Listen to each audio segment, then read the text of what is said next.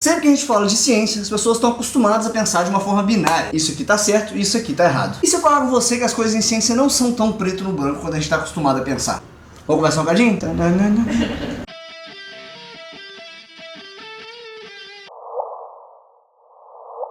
No último vídeo eu expliquei sobre ondas gravitacionais, eu vou linkar no final, você pode assistir depois. Quem assistiu esse vídeo viu que eu disse que a teoria da relatividade geral de Einstein mostrou que tinha um problema, tem um carro passando fazendo barulho, trabalhando. Você vê assim, não tinha um barulho de carro. Mas era porque você não estava prestando atenção.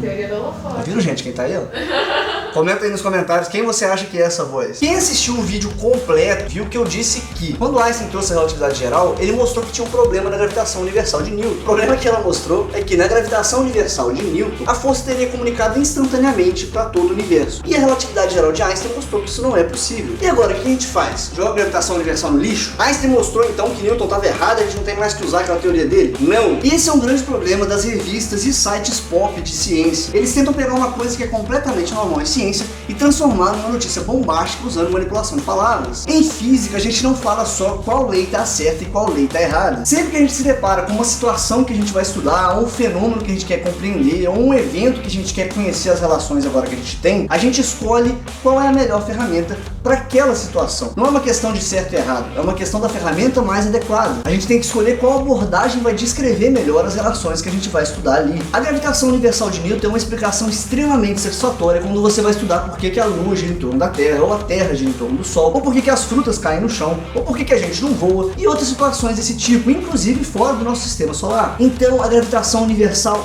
funciona. Ela não parou de funcionar no momento que a gente descobriu a relatividade geral, que Einstein postulou os postulados dele. Ela continua funcionando. Ela não deixou de ser válida. O que a relatividade geral veio mostrar é que quando você começa a considerar tempos e distâncias consideráveis, astronomicamente consideráveis, ela passa a ter alguns limites. E aí você precisa de uma teoria que seja um pouco mais precisa. E aí é melhor a gente usar a relatividade geral, porque se a gente usar a gravitação universal, a gente vai ter uma imprecisão muito grande dos nossos cálculos. Mas isso não tira a validade dela para a gente estudar o nosso sistema solar e fenômenos do nosso cotidiano e até outros sistemas planetários. Ela continua fazendo previsões muito precisas para esses casos. Esse é o problema com essa abordagem de que existe só o certo e o errado em ciência. Existe sim o certo e o errado quando você considera o mesmo limite. Ou seja, se você quiser mostrar que Newton estava errado, como muita gente coloca em revista de ciência, que Einstein mostrou que Newton estava errado, é só você pegar os limites no qual a gravitação funciona, que a gente sabe que ela funciona, e mostrar que essa gravitação não está funcionando ali mais. Ou seja, basta você fazer um experimento que aborde a gravitação universal que não bata com as previsões que a gente espera pela lei da gravitação universal, que é aquela relação de G igual a G massa vezes massa. Isso vai aparecer na tela, melhor do que ficar falando isso.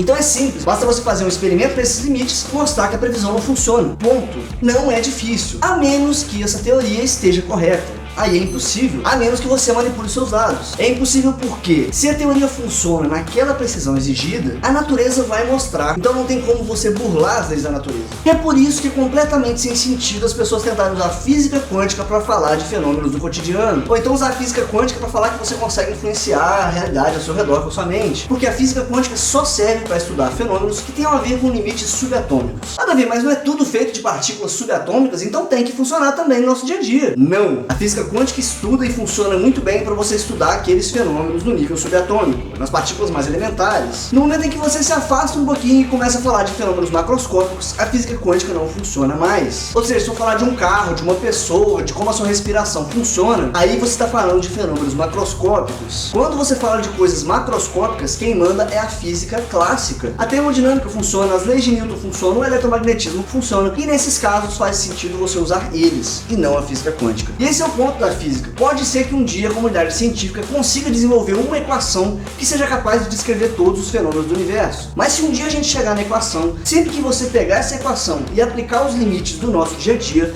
ela tem que refletir exatamente as previsões da física clássica. Porque a gente já sabe que a física clássica funciona experimentalmente nesses limites. Ou seja, não é uma questão de opinião, é uma questão de evidências. A natureza já mostrou pra gente que essas teorias funcionam, considerada a precisão e os limites que ela propõe. Então a ciência não é feita feita de dogmas universais, e sim de conhecimentos que vão complementando aquilo que a gente já conhece a respeito da nossa realidade. São teorias e leis que vão se complementando. E é por isso que os cientistas vão dar um piti igual às revistas pop de ciência toda vez que existe uma possibilidade da gente ter encontrado um limite numa teoria que a gente já conhece. Como eu já falei no vídeo, dá pra confiar na ciência, que eu vou linkar no final desse vídeo aqui também. O conhecimento científico está em constante construção. Então é importante você saber isso sobre ciência. Não é porque o conhecimento foi aperfeiçoado, porque ele avançou um pouquinho mais, que o conhecimento anterior tem que ser jogado no lixo. Ele continua valendo, contanto que você considere os limites a qual ele se propõe a estudar, explicar e fazer previsões. Obrigado a todos que tornam meu trabalho possível através do apoia.c/primatafalante. Se quiser também tornar-se um apoiador, visite esse endereço. Não esquece de curtir, compartilhar esse vídeo e se inscrever no Primata Falante no YouTube para ver mais vídeos como esse. Abraço a vocês e até o próximo vídeo.